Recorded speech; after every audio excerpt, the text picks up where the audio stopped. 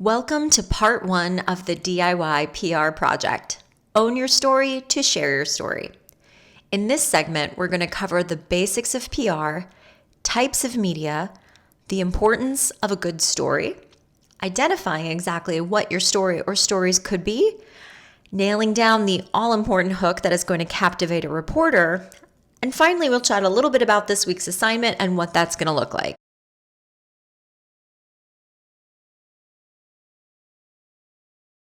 Today, we begin to set the stage for PR success for your business. So much of our PR efforts come before you ever even pitch a story. It takes time to prepare, which is why 70% of this course is devoted to that, and 30% is devoted to a combination of pitching and responding. We have many different levels of familiarity to public and media relations here, so we'll all get on the same page first off with the basics of PR. Once we've done that, we'll go into our topic for the day, own your story to share your story. Because in order to share your story, you gotta own it. You have to know what to talk about. Share what makes you an expert or what makes you or your brand so special that it's worthy of free coverage in a media outlet. Whether you're an interior designer, a maker, an app developer, an accountant, you have a story to tell. How you got here, where you're going, and who you're helping. That's what we're going to uncover together. We're going to drill down to the nitty-gritty of what makes your brand special. Specifically, and we must be specific, what is your why? That seems like an easy question, but one that a lot of people struggle with putting into words. I'll share a way you can do that, and then we'll brainstorm the hooks and headlines that'll pave the way to your pitch. Let's dig in. First things first, let's talk PR. What exactly is it? What does it mean? And how is it different than marketing? PR literally stands for public relations. It is a service in which the goal is to build relationships with audience and constituents. In this case, such as editors and reporters and consumers, for the purpose of maintaining and improving a reputation. On the other hand, though not too dissimilar, marketing is the activity of communicating, promoting, and ultimately selling to an audience for the purpose of generating revenue. Many of you might already do marketing for your business, such as email marketing, social media marketing, advertising, and so forth. When you combine these efforts with PR, that's when you're going to see the most impact in your business. Again, PR maintains or builds a reputation. Marketing maintains or builds revenue. PR can absolutely help you build revenue over time, but it's that strong reputation that's going to carry you there. I love this quote from S.H. Simmons that explains the relationship between these fields. If a young man tells his date how handsome, smart, and successful he is, that's advertising. If the young man tells his date she's intelligent, looks lovely, and is a great conversationalist, he's saying the right things to the right person, and that's marketing. If someone else tells the young woman how handsome, smart, and successful her date is, that's PR. Before we dig into this a little bit deeper, I just want to pause here really quick and take a moment, reread these 3 very different scenarios, all with the same goal, right, of making this young man look good. And ask yourself, if you were the young woman, which scenario would be the most convincing to you? Think about that. Moving on, let's talk a little bit more about these different types of media. Traditionally, there are 4 main buckets of media. We've got paid, earned, shared, and owned media. Now, paid media is placement that you pay for. So things like billboards, ads, social media advertising. It reaches that target audience that you're looking for based on a pay-to-play placement. Earned media, on the other hand, what we're focused on in this course, is media that reaches your target audience through a third party without pay, such as through news articles in newspapers, magazines, broadcast stories, etc. Shared media is media that reaches a target audience through a shared channel involving many parties, such as social media. And lastly, owned media is media that is produced and housed on your own platforms, such as your website. Here are a few more examples of each type of media. Paid media, again, looks like advertising, sponsored content, boosted posts on social media. Earned media looks like print, broadcast, and digital news stories, blog post coverage, and third-party endorsements and reviews. Shared media is what you find on social media and through any kind of word-of-mouth marketing. And owned media, again, this is media that you create and own, includes your website, your blog, any podcasts that you produce, ebooks, infographics, workshops like this one, and your email newsletters. Again, this course is focused on that second bucket, earned media. Again, this is media that you are not paying for its placement. Now, why devote an entire course to this type of media? Let's take a pause right here and talk a little bit about that. Hopefully by signing up for this course, you do already have some kind of understanding about the value of earned media and PR, but we're going to dive into that a little bit further here too. Guys, earned media it's valuable. I have been doing this work for 10 years, both on the PR and marketing side and a hybrid of both. Like I said, both are most impactful when you execute them together. But there are a few standout points about earned media that I've got to just share with you. Media stories are the most trusted type of media for consumers, especially compared to its advertising relative. Consumers are going to trust an article about your brand 83% more of the time versus seeing an advertisement about your brand. And did we mention that earned media is free? Earned media, again, also builds that all-important credibility for your brand. You're a business owner. You know your reputation is everything, and good PR helps build and maintain a strong reputation for your brand. And of course, media is memorable. The wonderful thing about this is that it may take some time. It will take some time to be able to secure earned media coverage. But let's say you get that all coveted story in the New York Times. Well, guess what? You can always say forever and ever amen that you were covered in the New York Times. That is an investment that pays off for time and time to come. Now, I know what you're thinking, right? This sounds great. This sounds wonderful. What's the catch? There is a little bit of a catch, okay?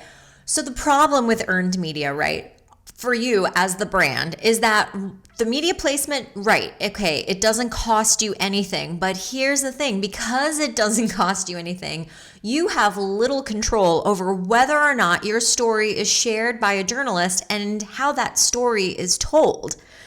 So the solution, if you can call it a solution, is to think like a journalist. We want to position your brand story in a way that would appeal to an editor and their audience. This is so important. This goes back to relevancy. When you're reading the news, you want to read something and think, this is for me. I can relate to it somehow, some way. And this is exactly what a journalist is looking for. So thankfully, our secret weapon that you're going to learn all about in week 5, but of course every module here is going to touch upon it, is the all-important pitch. The pitch is a formal offer of a story idea, a source, or lead directly to a journalist. Your pitch should answer the following questions at minimum. First and foremost, it's got to talk about who are you. This goes back to owning your story. What is the service or product that you offer? Talk a little bit about your brand and why this product or this service is so important or so special. Who do you serve? We want to know, what audience is your service or your product for? This audience, we'll talk more about in week 2, has got to match up with the target audience of the media outlet to even be considered for publication. The third question is, why is this relevant right now? Why is the timing important to talk about your brand? Are you having a launch coming up? Are you unveiling a new collection?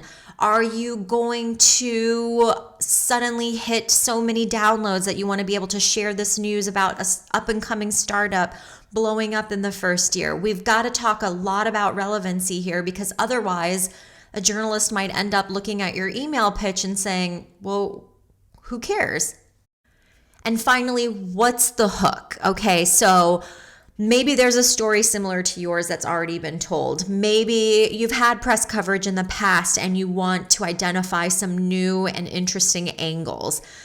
Does your product or service solve a new problem? And can it fit into a catchy headline? We're actually going to take time in this week's assignment to ideate some really catchy headlines to incorporate into our pitches, because that's going to get a journalist to open up our email, and that's important. If a journalist opens up your email, there's a good chance that they're going to want to pursue a story because they've already found it interesting. Now, by landing a story in a publication or getting a great review on a blog of your product or service, you are in fact letting someone tell your story in a way they want to tell it. Nevertheless, it's the job of a publicist, or in this case you, to help manage how that story is told. You want your story to be told accurately. You want your voice in the story by way of an interview, ideally. You want the most important points to be shared. You want the story to be told to be a favorable reflection of you and your brand.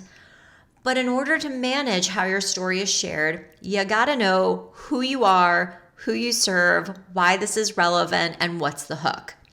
You have to own your story in order to share your story. Whether your business is established already or you're just getting it off the ground, this firm understanding of the why behind your brand is key to being able to communicate it to a reporter. In this week's assignment, you're going to see several pages of work to do, but I promise you it shouldn't take you very long. Hopefully you've already gone through the process of branding your business and have a decent understanding, if not a super solid understanding, of who you are, who you serve, and what makes you different. We're going to answer the questions that your pitch should answer on page 1 of this week's worksheet. Once we've finished that exercise, we'll move on to page 2 and look at the year ahead. I know the year ahead, 12 entire months, can seem a little bit daunting, so do what you can. But hopefully you'll start to think about what newsworthy angles could be shared with the media in the month ahead, the season ahead, or again, the next 6 to 12 months ahead of time. This relevancy factor is going to be incredibly important. And don't forget, relevancy isn't just about timing. It's about how is this relevant to propelling the vision of your brand forward as well. So you'll see a couple of examples on the worksheet. For one, let's say the newsworthy angle that you have coming up a couple months from now is you're a fragrance brand and you're going to be releasing a new line of fall scents. That's pretty newsworthy, but what's the hook? What makes that news a little bit special or different? Let's say you are an organic fragrance brand, and each scent uses organic ingredients and one-of-a-kind combinations that have never been put together and sold online before.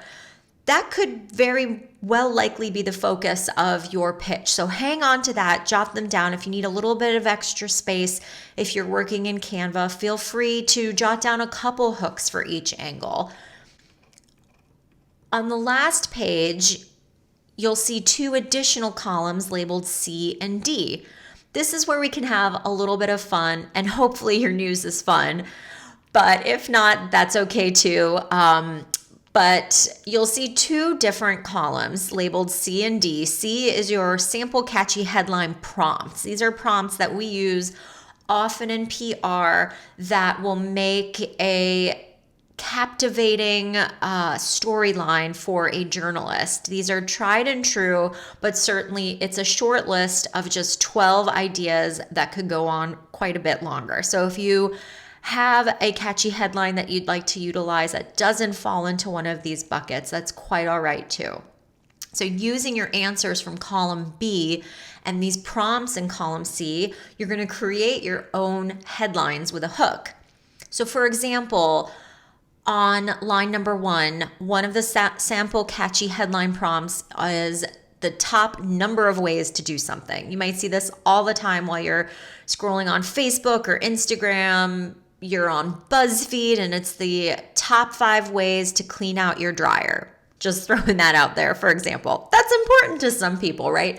So going back to being a fragrance brand, perhaps you'd like to identify and share with a journalist the top 5 ways to freshen up for fall organically without smelling like a pumpkin. That could be a pretty intriguing headline, so play around with it. We're going to hang on to this worksheet after you've finished this exercise. Hang on to it because we're also going to refer back to it in week 3 when we create your PR plan, as well as putting together that all-important pitch email in week 5.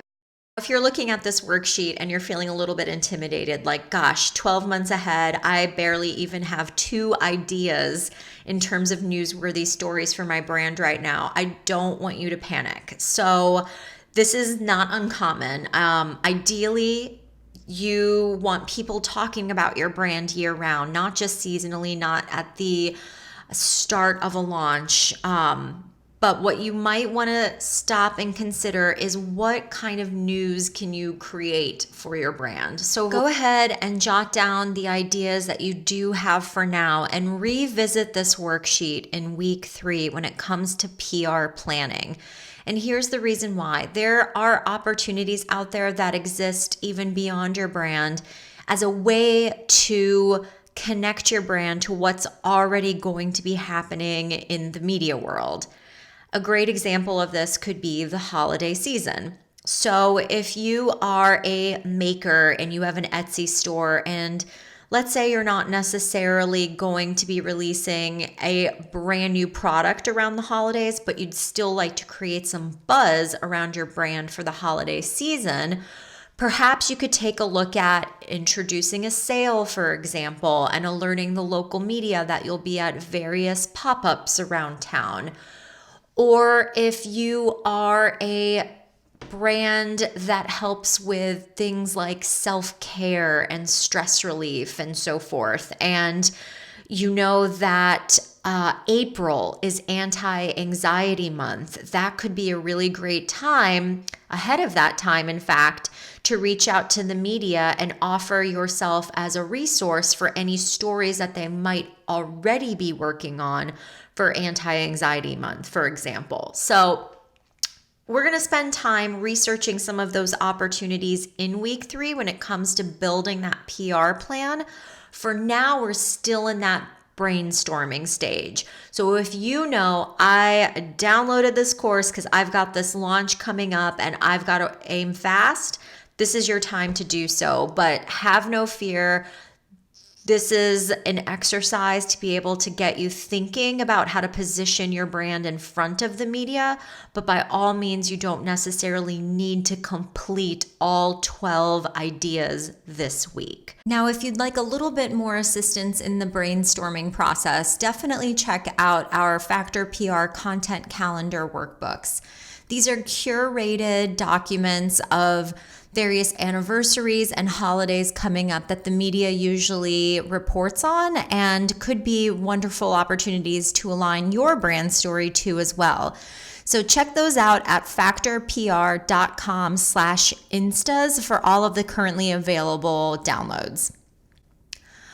Also, don't forget about our pitch pack review. This is a wonderful opportunity to get your completed workbooks after you've finished all 5 modules and all 5 accompanying workbooks to put them directly in front of me, and I'll sit down with them for a couple weeks and offer you my most thoughtful and from the heart feedback on how you can maximize your efforts. Availability is limited, so head on over to diy-pr.com to learn more and to register. Thanks again for tuning in today, and remember, your assignment this week is to complete week 1's workbook and join us over on the Facebook group for a discussion. We'd love to help you brainstorm some cool story ideas and headlines, participate in any Q&As over there, and then of course if you have any specific questions you'd like to ask privately, you can send us an email at hi@diy-pr.com.